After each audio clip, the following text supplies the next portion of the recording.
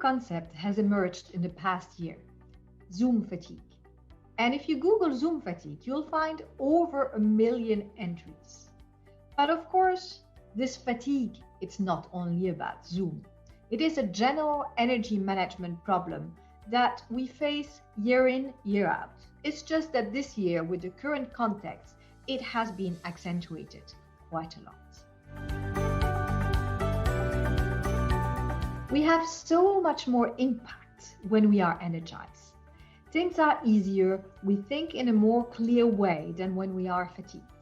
And yet, not many people have an explicit energy management strategy. Some people know what works for them in regular times.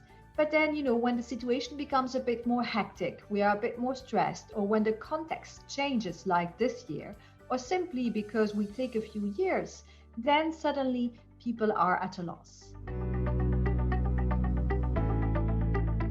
We will start by making an analysis of our own energy management.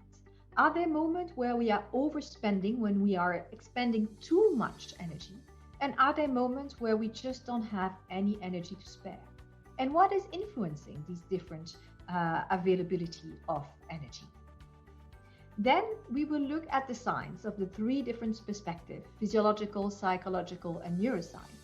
And we will look at tools and exercises that we can derive from each of these scientific perspectives. And we will finish the day with a plan for you and perhaps also your team about how you can improve the energy levels for yourself throughout the year.